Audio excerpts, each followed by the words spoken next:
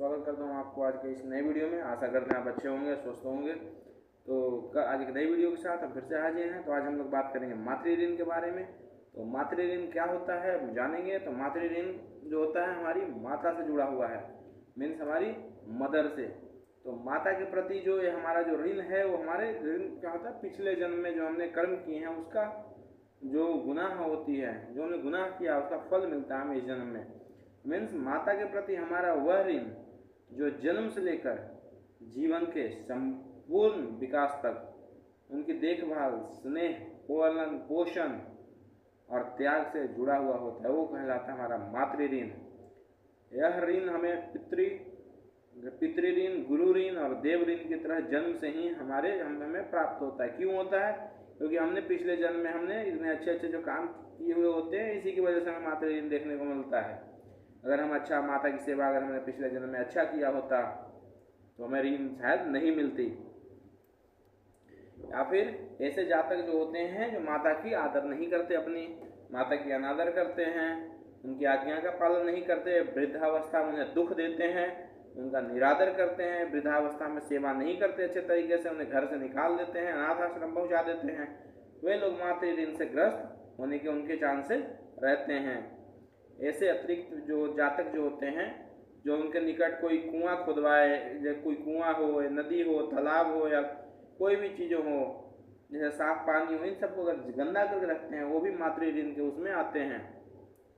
जैसे कहीं कूड़ा फेंक दिया, नदी गंदा कर रहे हैं, नाला नदी है, कहीं तालाब है, कहीं झील है, कहीं पे कूड़ा कचरा फेंक देते हैं जहाँ के तहाँ, तो ये सारी चीज़ें मातृ ऋण के अंदर आती है। तो इससे आपकी मातृ ऋण एक्टिव हो जाएगी, तो अगले उसमें मातृ ऋण आपको मिल जाएंगे देखने को आपकी कुंडली में। तो यह जो जातक होते हैं, यदि जातक की कुंडली में चौथे भाव में केतु बैठा हो, केतु फोर्थ भाव में अगर है तो समझ जाना चाहिए कि आप मातृ ऋण के भागी हैं। अगर केतु फोर्थ भाव में नहीं है तो मतलब आपके मातृ ऋण नहीं है। अगर फोर्थ भाव में केतु मतलब मातृ ऋण है, जिसमें कि ऐसे में जो जातक होते हैं बिल्कुल कह सकते हैं आप बिल्कुल दीनहीन हो जाएंगे, बहुत गरीब हो जाएंगे। ये सदा मतलब निर्धनता कहते हैं, मतलब कह सकते हैं कि बहुत गरीब रहेंगे और बहुत सारे दुख और कष्ट को झेलेंगे अपनी लाइफ में। कभी कभी ऐसी स्थिति भी आ जाती है, जातक एक एक पैसे के लिए तरस जाता है, एक एक पैसे के लिए जातक तरस जाता है। जातक को कोई भी मित्र हो, कोई भी फ्रेंड हो, कोई भी हेल्प नहीं करता जातक को। जो जातक हो जिनकी कुंडली में केतु फोर्थ हाउस में, मीन्स मदर ऋण इज एक्टिव। If mother ऋण is active, then no one going to help you, like friends, family, and you are very poor. बहुत गरीब हो जाएंगे। संतान, जातक की जो संतान होती है वो भी आपको परेशानी पहुंचाएगा। जो आपका जो संतान है जातक का, वो भी आपको परेशानी पहुंचाना शुरू कर देगा, वो भी निरादर करेंगे आपकी। तो यही चीज़ें है कि जो बच्चा घर में देखता है वही चीज़ें करता है।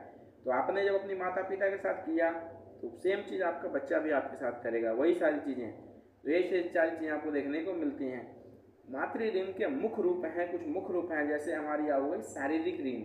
शारीरिक ऋण जो ऋण होती है, शारीरिक ऋण में क्या होता है कि माता ने हमें 9 महीने तक गर्भ में धारण किया, प्रसव की पीड़ा सही, तो ये हो गया हमारी शारीरिक ऋण। पालन पोषण का ऋण, जो माता ने हमें बच्चों से लेकर बड़ा कर दिया है, पोस पाल कर, हर जरूरत की सामान मौजूद करवाई, हर कुछ माता ने दिया, लेकिन हमने उसका क्या किया, उस चीज़ को हमने कदर नहीं की, हमने नहीं समझा, और एंड ऑफ द रिजल्ट हमें मातृ ऋण की सामना करना पड़ता है। अगर आपने माता का अवहेलना किया, माता का अपमान किया किसी भी तरीके का, तो आपको करना पड़ेगा। फिर है भावनात्मक और मानसिक सहयोग। माता बहुत सारी चीज़ें सिखाती हैं, कठिन से कठिन समय में माता संभाल देगी आपको, ऐसे ऐसे आपको संतावना देती है माता, संस्कार सिखाती है, जीवन के मूल्यों को सिखाती है।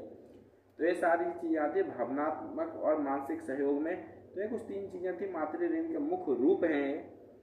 इनका सीधा का सीधा श्रेय आता है माता को, और अगर ये चीज़ें सही रहेंगी तो आपके फोर्थ हाउस में केतु नहीं आएगी, अदरवाइज आप परेशान होते रहेंगे मातृ ऋण से। अगर मातृ ऋण अगर चुकाना है आपको, तो मातृ ऋण चुकाने के लिए इस जन्म में क्या करेंगे, हम माता की सेवा कर सकते हैं, वृद्धावस्था में उनकी बहुत देखभाल कर सकते हैं। जो संस्कार दिए गए हैं उसका हम पालन करें, जो मूल्य हैं उनके उन्हीं के मूल्यों पर चलना चाहिए। माता को हम सम्मान करेंगे, माता के साथ आदर से पेश आएंगे, अच्छी वाणी बोलेंगे, उनसे अच्छा कर्म करेंगे, उन्हें आदर करेंगे, तो हम मातृ ऋण के क्या होगा कि हम उनमें नहीं आएंगे। नहीं तो माता की अगर हमने अगर जहाँ भी करी तो मातृ ऋण हमारे ऊपर एक्टिव हो जाएगा। माता स्त्री का सम्मान करेंगे, माता हो गई, स्त्री हो गई, बहन हो गए, सारे माता में ही आते हैं, इनका हमें सम्मान करना चाहिए। माता घर में हो या माता बहनें बाहर में हो, माता बहनों का अगर हम सम्मान करते हैं तो हमें मातृ ऋण से छुटकारा मिलने के चांसेज होते हैं। अगर हम सम्मान नहीं करेंगे फिर तो बहुत नुकसान हो जाता है। फिर हम गौ माता की सेवा करेंगे, गौ माता को कभी अच्छे से रखेंगे, उनको खाना पीना जो भी चीज़ें हैं अच्छे से उनकी सेवा करेंगे, हरा चारा खिलाएंगे। तो गौ माता की जो सेवा है मातृ ऋण चुकाने का प्रतीकात्मक माध्यम है। समाज में माता की आदर करेंगे, माता को मान सम्मान देंगे, श्राद्ध और तर्पण करेंगे, दिवंगत माता के लिए श्राद्ध से कर्म करेंगे।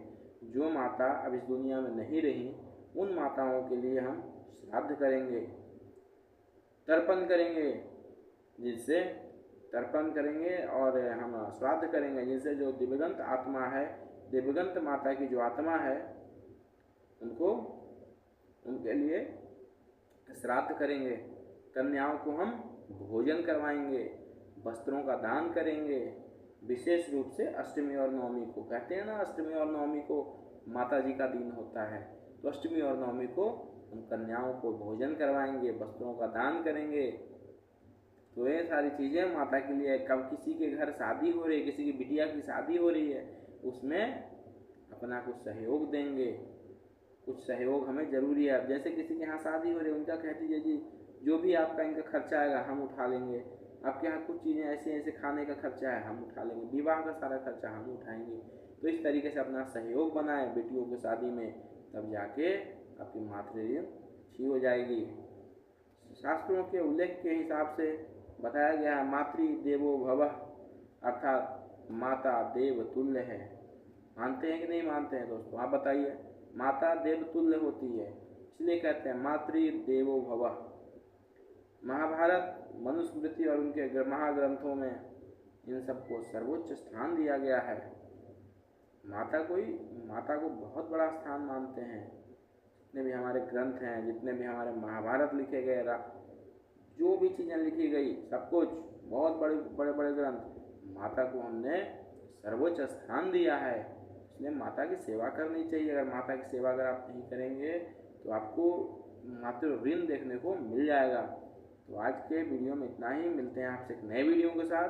कल फिर से आएंगे, कल हम दूसरे दिन के बारे में बात करेंगे। तो आज के लिए इतना ही। वीडियो आप लोग देख नहीं रहे हैं, देखते हो सब्सक्राइब नहीं करते, तो अभी तक देखा है तो चैनल को सब्सक्राइब करके जाइएगा। ओके, मिलते हैं आपसे एक नए वीडियो के साथ। Bye bye.